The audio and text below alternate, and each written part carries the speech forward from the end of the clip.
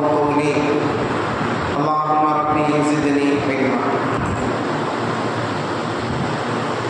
رضينا بالله ربا وبالإسلام دينا وبمحمد صلى الله عليه وسلم نبيا ورسولا وبمحي الدين عبد القادر الجيلاني قدس الله سره العزيز شيخا ومرشدا. எல்லா புகழும் இந்த உலகத்தை படைத்து பரிபாலிக்கும் எல்லா இறைவன் அல்லாஹ் ஒருவனுக்கு உரித்தாவதாக. அவருடைய சாந்தியும் சமாதானம் என்றென்றும் நம் உயிரிலும் மேலான நன்மை நாயகம் ஸல்லல்லாஹு அலைஹி வஸல்லம் அவர்கள் மீது, அவர்களை பின்பற்றிய உத்தம சத்திய சஹாபாக்கள், தாபிஈன்கள், தபாத்தாபிஈன்கள், நாதாக்கள், நல்லடியார்கள், குறிப்பாக இங்கே ஒன்று கூடி இருக்கும் நம் அனைவர்கள் மீதும், நம்முடைய குடும்பத்தார்கள் மீதும், இதுவரை இருப்பவர்கள் மீதும் அல்லாஹ்வின் சாந்தியும் சமாதானம் என்றென்றும் குன்றாமல் குறையாமல் என்று நிலவட்டுமாக. அல்லாஹ்வினுடைய மாபெரும் கிருபையினால் புனிதமான ரமலான் மாதத்தினுடைய 2வது ஜும்மாவை பெற்றிருக்கிறோம். அல்லாஹ்வை நினைவு கூற வேண்டும் என்கிற நல்ல சிந்தனையோடு நாம் எல்லாம் இங்கே ஒன்று கூடியிருக்கிறோம். அல்லாஹ் நம்முடைய வருகைகளை கபூல் செய்தவர் புரிவானாக. வாழும் காலமெல்லாம் ஆரோக்கியத்தை நசீபாக்கி தந்தவர் புரிவானாக. எல்லா விதமான செயலையும் நலனையும் நம்முடைய வாழ்க்கையில் பிரதிபலிக்க செய்வானாக. நம்முடைய பாவங்களை இந்த ரமலானின் பொருட்களால் மன்னித்தவர் புரிவானாக. அவனுடைய ரஹ்மத்தை முழுமையாக அனுபவிக்கும் மக்களாக ஆக்கியவர் புரிவானாக. நரகத்திலிருந்து நம்மை பாதுகாத்தவர் புரிவானாக. உலகத்தினுடைய எல்லா பகுதிகளிலும் வாழும் இஸ்லாமிய சொந்தங்களுடைய வாழ்வாதாரத்தை எல்லாம் சீர்படுத்தி அவர் புரிவானாக. நம்முடைய நாட்டிலும் இஸ்லாமியர்கள் எந்த விதமான தொல்லையும் துன்பத்திற்கும் ஆளாகாமல் ஷரியத்தை பின்பற்றி எக்காலமும் வாழும் நல்ல நசீபனை நம் அனைவர்களுக்கும் பலவமாக தந்தவர் புரிவானாக. ஆமீன் ஆமீன் யா ரப்பல் ஆலமீன்.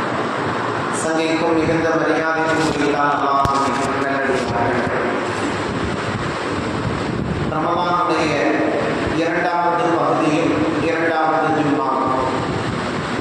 ரமலானுடைய 2வது பகுதி என்பது மக்ஃபிரத்தினுடைய நாட்கள் என்பதை நாம் எல்லாம் அறிந்திருக்கிறோம். முதல் 10 நாட்கள் ரஹ்மத்திற்கானது என்றும், 2வது 10 தினங்கள் மக்ஃபிரத்திற்கானது என்றும், 3வது 10 தினங்கள் நரக விடுதலைக்கானது என்றும் நபிகள் நாயகம் ஸல்லல்லாஹு அலைஹி வஸல்லம் அவர்கள் நமக்கு சொல்லித் தந்திருக்கிறார்.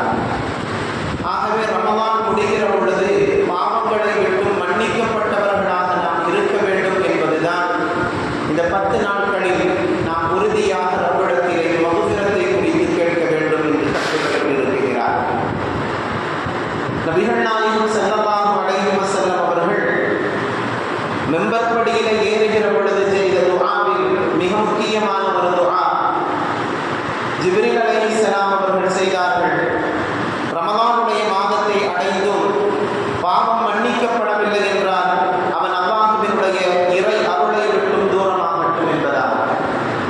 ஆகவே ஜிப்ரீல் அலைஹிஸ்ஸலாம் அவர்கள் இப்படி ஒரு துஆவை செய்ய நபிகள் நாயகம் ஸல்லல்லாஹு அலைஹி வஸல்லம் அவர்கள் ஆமீன் சொல்லி இருக்கின்றார்கள் என்றால் இந்த துஆவினுடைய வலிமையை நாம் இங்கே கவனிக்க வேண்டும்.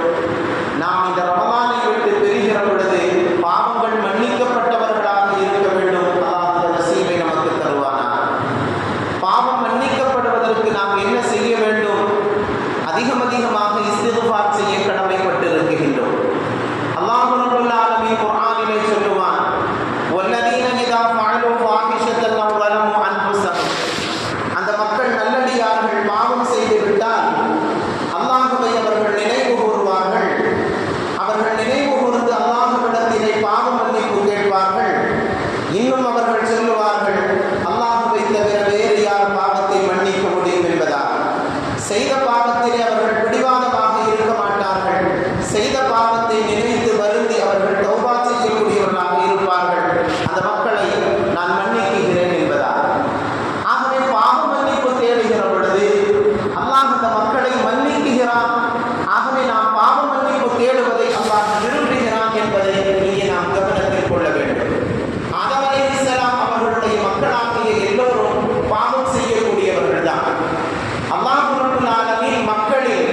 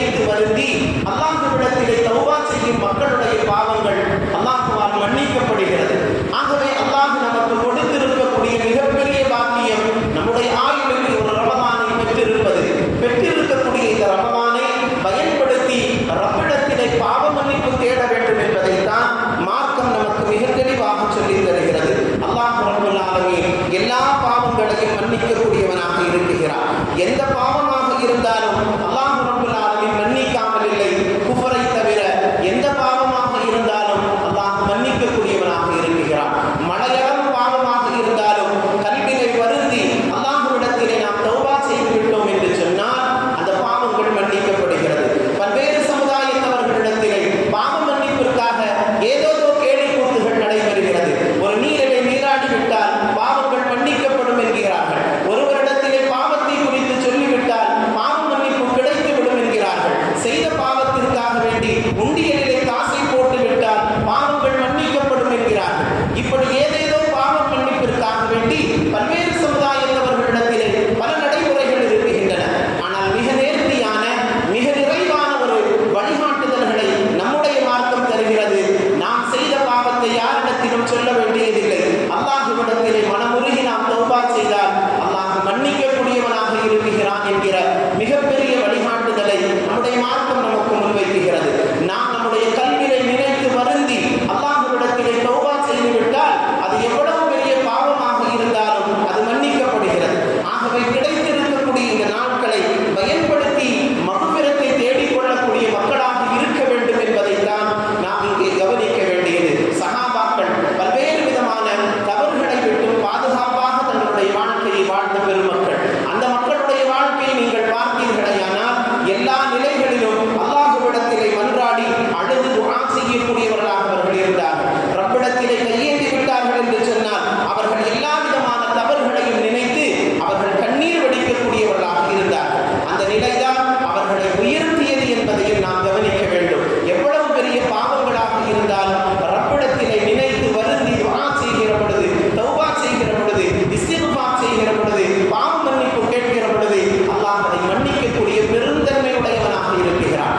ஆகவே நாம் பாவத்திலே முழுமையாக நம்முடைய வாழ்நாளில் பெரும் பகுதியை பாவத்தின் பக்கம் கழிக்கக்கூடியவர்கள். இன்னும் சொல்ல வேண்டுமானால் சமகாலம் என்பது பெரும் பெரும் பாவமாக பார்க்கப்பட்ட பாவங்கள் எல்லாம் சர்வசாதாரணமாக நடைமுறையில் இருக்கக்கூடிய சூழல்களை பார்க்கிறோம். ஒரு காலகட்டத்தில் பாவம் இது மிகப்பெரிய பாவம் என்பதாக கல்விக்குள் நினைத்தவர்கள், அதை கண்டு விரண்டோடியவர்கள் எல்லாம் கூட இன்று சர்வசாதாரணமாக பல்வேறு தவறுகளை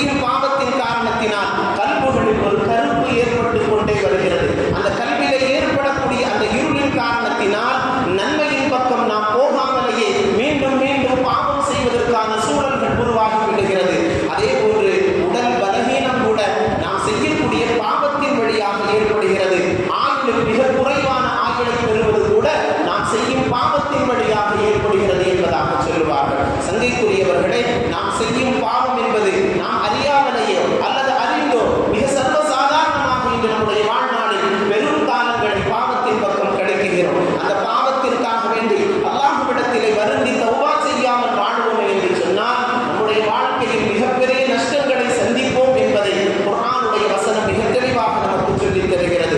அல்லாஹ் ரப்பல் ஆலமீன் ஒரு அடியானை அல்லாஹ்வினுடைய அடியான் என்று பொருந்திக் கொள்வதை அவன் கேட்கக்கூடிய இஸ்திக்ஃபாரின் வழியாக, அல்லாஹ்வினுடைய அபது என்பதற்கான வெளிப்பாடை அவன் செய்யக்கூடிய இஸ்திக்ஃபார் தான் அதற்கான காரணமாக மாறுகிறது. நபிகள் நாயகம் ஸல்லல்லாஹு அலைஹி வஸல்லம் அவர்கள் தங்களுடைய வாழ்நாளில் தினந்தோறும் 100 முறை இஸ்திக்ஃபார் செய்யக்கூடியவர்களாக இருந்தார்கள் என்பது ஹதீஸ் நமக்கு சொல்லித் தரும் செய்தி. நபிகள் நாயகம் ஸல்லல்லாஹு அலைஹி வஸல்லம் அவர்கள் பாவங்கள் என்னவென்று தெரியாத அளவிற்கு பரிசுத்தமான மனிதராக வாழ்ந்தவர்கள். அந்த நபியினுடைய வாழ்நாளில் தினந்தோறும் இஸ்திக்ஃபார் 100 முறை இருந்தது என்று சொன்னால் நம்முடைய வாழ்நாளில் ஒவ்வொரு தினமும் எவ்வளவு தவறுகளை செய்கிறோம், ஆனால் எத்தனை இஸ்திக்ஃபாரை செய்கிறோம், அல்லாஹ்விடத்திலே எந்தெந்த நடைமுறையில் பாவ மன்னிப்பு தேடுகிறோம் என்பதை நாம் கொஞ்சம் யோசிக்க வேண்டும். நபிகள் நாயகம் ஸல்லல்லாஹு அலைஹி வஸல்லம் அவர்கள் அல்லாஹ்விடத்திலே தௌபா செய்து கொண்டே இருந்தார். ஒரு சிறந்த அடியானுக்குடைய அடையாளமும் அவன் மறக்கக்கூடாததும் அல்லாஹ்விடத்திலே ஷுக்ர் செய்வதையும் இஸ்திக்ஃபார் செய்வதையும், இந்த இரண்டையும் அவன் மறந்துவிடக்கூடாது. ரப்பிடத்திலே தொடர்ந்து இஸ்திக்ஃபார் செய்யக்கூடியவனாக இருக்க வேண்டும். அல்லாஹ் தந்த நிஅமத்துக்கு ஷுக்ர் செய்யக்கூடியவனாக இருக்க வேண்டும். காரணம், இந்த இரண்டையும் அல்லாஹ் எதிர்பார்க்கிறான்.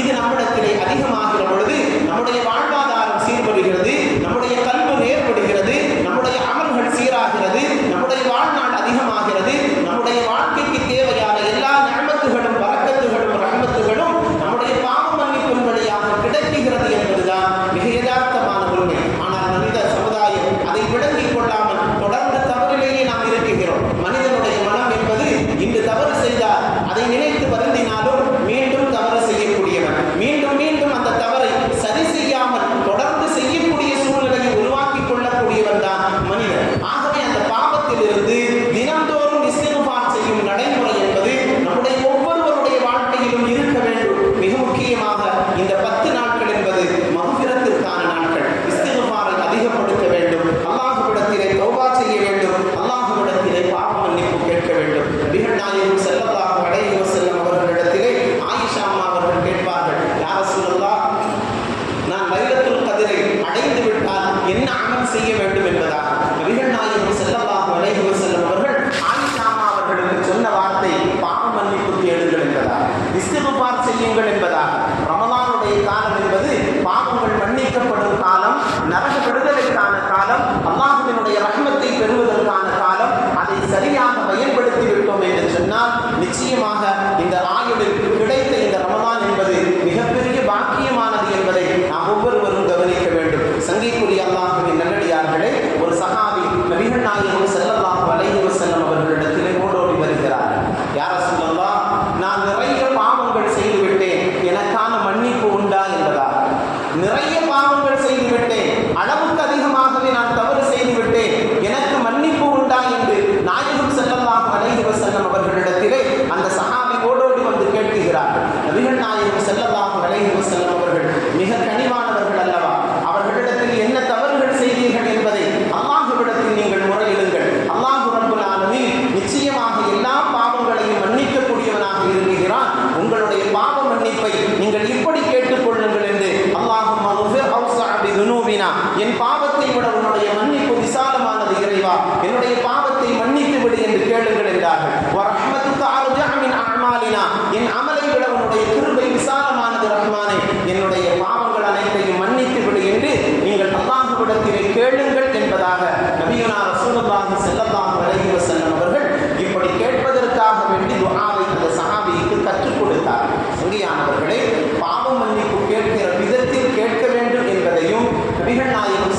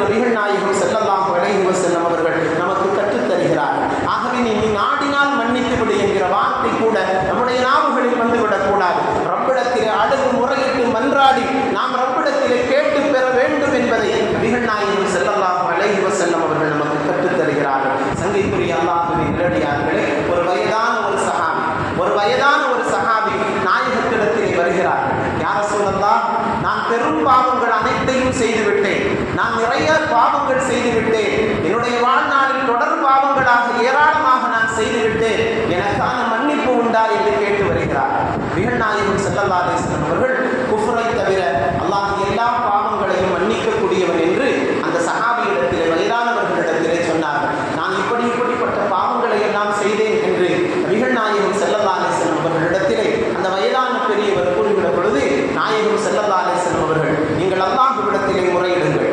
ஒரு பூமியினுடைய குவியல் அளவிற்கு நீங்கள் பாவங்கள் செய்திருந்தாலும் அல்லாஹ் ரப்பல் ஆலமீன் மன்னிக்க நாடினால் நிச்சயமாக அவன் மன்னிக்கக்கூடியவன், அவன் விசாலமானவன். ஆகவே நீங்கள் அவனிடத்திலே பாவ மன்னிப்பு தேடுங்கள் என்று அல்லாஹ்விடத்திலே பாவ மன்னிப்பு தேடுவதற்காக வேண்டி அந்த மனிதருக்கு கற்றுக் கொடுத்தார்கள். அவர் மன்னிப்பு கோரினார். அல்லாஹ் உங்களுடைய பாவத்தை நிச்சயமாக மன்னிப்பான் என்கிற சுப செய்தியையும் நபிகள் நாயகம் ஸல்லல்லாஹு அலைஹி வஸல்லம் அவர்கள் அந்த சஹாபிக்கு சொன்னார்கள். அல்லாஹு அக்பர், அல்லாஹு அக்பர் என்பதாக அந்த வயதான பெரியவர் முழக்கமிட்டு கொண்டே மஸ்ஜிதை விட்டு வெளியேறினார் என்பதாக அனஸ் ரலியல்லாஹு தஆலா அவர்கள் பதிவு செய்வார். சங்கைக்குரிய அல்லாஹ்வின் நல்லடியார்களே, ரப்புல் ஆலமீன் நாம் செய்த எல்லா பாவங்களையும் மன்னிக்கக்கூடியவர். அனுதினமும் ஏதாவது ஒரு வகையில் நாம் தவறு செய்து கொண்டே தான் இருக்கிறோம். நான் பாவம் செய்யாதவன் என்று யாரும் தன்னுடைய நெஞ்சை நிமிர்த்தி பேசிவிட முடியாது. ஏதாவது ஒரு கட்டத்தில் ஏதாவது ஒரு தவறை தினந்தோறும் செய்கிறோம். குறைந்தபட்சம் நீங்கள் இன்று வாட்ஸ்அப் தளங்களை அதிகமாக பயன்படுத்தக்கூடிய மக்களாக இருக்கிறீர்கள். அந்த வாட்ஸ்அப் தளங்களில் வரக்கூடிய தகவல்கள் உண்மையா பொய்யா என்று கூட பார்க்காமல் பல்வேறு தகவல்களை பரிமாறக்கூடியவர்கள் நாம். அது கூட மிகப்பெரிய தவறு. ஆகவே பல்வேறு தவறுகள் அது தவறா என்று கூட சிந்திக்காமலேயே நம்முடைய வாழ்நாளில் தொடர்ந்து செய்கிறோம். ஆகவே அல்லாஹ்விடத்திலே மன்னிப்பு கேட்க வேண்டிய காலத்தை பயன்படுத்தவில்லை என்று சொன்னால் நம்மை விட நஷ்டவாளி இந்த உலகத்தில் யாரும் இருக்க முடியாது. நபிகள் நாயகம் ஸல்லல்லாஹு அலைஹி வஸல்லம் அவர்கள் இந்த நாட்களை நீங்கள் மக்ஃபிரத்திற்காக பயன்படுத்திக் கொள்ளுங்கள். அல்லாஹ் ரப்பல் ஆலமீன் உங்களுடைய பாவங்களை மன்னிக்கக்கூடியவனாக இருக்கிறான் என்பதை தொடர்ந்து நமக்கு பல்வேறு கட்டங்களில் நபிகள் நாயகம் ஸல்லல்லாஹு அலைஹி வஸல்லம் அவர்கள் சொல்லி தந்திருக்கிறார்கள். ஆகவே இந்த நாட்களை நாம் சரியாக பயன்படுத்தக்கூடியவர்களாக இருக்க வேண்டும். வீணான பொழுதுகளை கழிக்கக்கூடிய காலங்கள் அல்ல. நாம் வாழும் காலங்கள் என்பது எவ்வளவு நெருக்கடியான காலம் என்பதை நாம் சரியாக இன்னும் விளங்க வேண்டும். இன்றைய தினத்தில் கூட ஒரு மாநிலத்தில் ஜும்மா தொழுவது என்பது மிகப்பெரிய சிரமமான சூழலை உருவாக்கி ஒரு மிகப்பெரிய நெருக்கடியை அங்கு வாழும் மக்களுக்கு தந்திருக்கிறார். மஸ்ஜிதுகள் கூட பிறர்களுடைய பார்வைக்கு படக்கூடாது என்பதாக எண்ணிக்கொண்டு தாப்பாலை போட்டு மஸ்ஜிதுகள் எல்லாம் மூடப்பட்டு இருக்கக்கூடிய ஒரு சூழல். அவர்களுக்கு ஒரு பண்டிகை, நமக்கு புனிதமான ரமலான். இந்த காலங்கள் எல்லோரும் ஒன்றிணைந்து அவரவர்களுடைய மத வழிபாடுகளை செய்ய வேண்டிய ஒரு ஜனநாயக நாட்டில் வாழுகிற சூழல்களிலும் கூட இவ்வளவு பெரிய நெருக்கடியை ஒரு மாநிலத்தில் இருப்பவர்கள் சந்திக்கிறார்கள் என்பது ஒவ்வொரு முஸ்லிம்களும் வருத்தப்பட வேண்டிய விஷயம். ரமலானுடைய காலத்தில் அவர்களால் மஸ்ஜிதிற்கு போக முடியாத நெருக்கடிகள் தரப்படுகிறது என்று சொன்னால், ஒரு ஜும்மாவினுடைய நாளில் ஜும்மாக்களில் கலந்து கொள்வதற்கான ஒரு நேர்த்தியான வழிமுறைகளை ஏற்படுத்தி கொடுக்க முடியவில்லை என்று சொன்னால் நாம் எந்த சூழ்நிலையில் ஒரு நாட்டில் வாழுகிறோம் என்பதை நாம் யோசிக்க வேண்டும். எங்கோ ஒரு நாட்டில் நடக்கக்கூடிய நிகழ்வுகள் அல்ல, நம்முடைய நாட்டில் ஒரு மாநிலத்தில் நடக்கக்கூடிய சூழ்நிலைகள். ஆகவே இதுவெல்லாம் கவனத்தில் கொண்டு அல்லாஹ்விடத்தில் இஸ்திக்ஃபார் செய்வதற்கும் பாவ மன்னிப்பு கேட்பதற்கும் அங்கு வசிக்கக்கூடிய மக்களுக்காக வேண்டி துஆ செய்வதும் நம் ஒவ்வொருவரும் மீதும் கடமை. சங்கைக்குரியவர்களே, ரமலானுடைய காலம் என்பது மிக சாதாரணமாக நாம் எண்ணிக்கொள்ளக்கூடாது. அல்லாஹ் ரப்பல் ஆலமீன் ரமலானை அடைய நமக்கு செய்திருக்கின்றான் என்று சொன்னால் நாம் செய்த மிகப்பெரிய பாக்கியம் என்பதை நாம் ஒவ்வொருவரும் கவனத்தில் கொண்டு இந்த காலங்களை பயன்படுத்திக் கொள்ள வேண்டும். அதிகமாக இஸ்திக்ஃபார், அஸ்தக்ஃபிருல்லாஹல் அஸீம் என்கிற வார்த்தை கூட போதுமானது. அதை மனமுருகிற இடத்தில் செய்கிற பொழுது அல்லாஹ் நம்முடைய துஆவை வீணாக்கி விடுவதில்லை. ஆகவே குறைந்தபட்சம் அனுதினமும் அஸ்தக்ஃபிருல்லாஹல் அஸீம் என்கிற வார்த்தையாவது நம்முடைய நாவுகளில் 100 முறை 300 முறை வர வேண்டும்.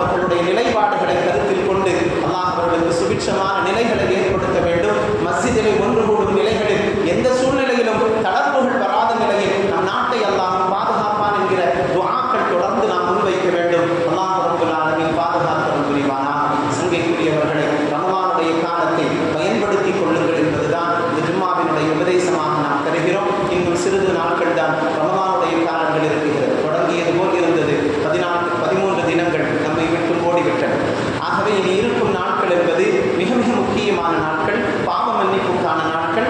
ஆகவே அந்த பாவ மன்னிப்பை தொடர்ந்து ரப்பிடத்திலே செய்ய வேண்டும். இஸ்லாமிய சொந்தங்களாக எல்லா மக்களுக்காக வேண்டியும், நம் நாட்டில் வாழக்கூடிய மக்கள், பிற மாவட்டங்களில் வாழக்கூடிய மக்கள் எல்லோருக்குமான துஆக்களை தொடர்ந்து நாம் செய்ய வேண்டிய காலங்களில் வாழுகிறோம். அல்லாஹ் ரப்பல் ஆலமீன் நம் நாட்டில் ஷரியத்தை பின்பற்றி எக்காலமும் வாழும் ஒரு நிறைவான வாழ்க்கையை நம்முடைய சமுதாயத்திற்கு அல்லாஹ் ஏற்படுத்தி அருள் புரிவானாக. மிகப்பெரிய நெருக்கடிகளையும் மிகப்பெரிய கடுமையான சூழ்நிலையும் உருவாக்கும் சட்டங்கள் வராமல் அல்லாஹ் பாதுகாத்து அருள் புரிவானாக. மஸ்ஜிதுகளில் ஒன்று கூடி இபாதத்து செய்யும் சூழ்நிலைக்கு எந்த நிலையிலும் அல்லாஹ் எந்த இடையூறும் வராமல் பாதுகாத்து அருள் புரிவானாக. ஆமீன் ஆமீன். சந்திக்கூடிய அல்லாஹ்வுடைய நல்லடியார்களே, நம்முடைய ஜும்மாவினுடைய வசூல் நாம் தொடர்ந்து பல ஆண்டுகளாகவே உமர்நதிகளுக்காக வேண்டி வசூலிக்கப்படுகிறது. அதை தாராளமாக உதவி செய்யுங்கள் என்று சொல்லியிருக்கிறோம். அல்லாஹ்வுடைய கிருபையினால் நீங்களும் தாராளமாக, அதாவது 2000 ரூபாயில் இருந்த ஜும்மாவினுடைய வசூல் 10,000 14,000 தாண்டி சென்ற காலங்களும் உண்டு. சமீப நாட்களாக அது குறைந்து வருகிறது. ஆகவே அதை கவனத்தில் கொண்டு ஒரு ஜும்மாவினுடைய வசூல் என்பது ஏதாவது ஒரு குமருக்கு உதவியாக இருக்கும். ஆகவே நீங்கள் தாராளமாக உதவி செய்ய வேண்டும் என்பதை நிர்வாகத்தின் சார்பாக கேட்டுக்கொள்கிறேன். அடுத்தபடியாக கோட்டையடி, நம்முடைய பகுதியில் பக்கத்தூரான கோட்டையடி என்கிற ஊரிலிருந்து அவர்கள் நிர்வாகங்கள் வருகை வந்திருக்கிறார்கள். காரணம் என்னவென்றால், அவர்கள் மஸ்ஜிதை பின்பக்கத்தில் ஒரு சிறிய கட்டடம் கட்டுவதற்கான பணியில் இறங்கி இருக்கிறார்கள். அதற்கான தொகை ஒரு 15 லட்சம், ஒரு 7-8 லட்சம் தான் அதற்கு கிடைத்திருக்கிறது. இன்னும் பணம் தேவைப்படுவதன் காரணத்தினால் உதவியை நாடி நம் ஊரை நாடி வந்திருக்கிறார்கள். நம்முடைய சமுதாயத்தின் பக்கத்து ஊரில் இருக்கக்கூடிய தேவைகளை நிறைவேற்ற வேண்டிய பொறுப்பும் நமக்கு இருக்கிறது. ஆகவே அவர்களுக்கும் தாராளமாக நீங்கள் உதவி செய்யுமாறு கேட்டுக்கொள்கிறேன். பணம் எடுத்து வரவில்லை, செய்ய வேண்டும் என்று நாட்டம் உள்ளவர்கள் சாதா என்னை தொடர்பு கொள்ளலாம். அவர்களுக்கு நண்பரை நான் தருகிறேன், அல்லது அவர்கள் அசல் வரையிலும் நான் பள்ளியில் இருப்பேன் என்பதாக சொன்னார்கள். நீங்கள் முடிந்தால் அசலுக்காக வந்து அவர்களுக்கு கொடுத்து உதவுமாறு நிர்வாகத்தின் சார்பாக கேட்டுக்கொள்கிறேன். அடுத்தபடியாக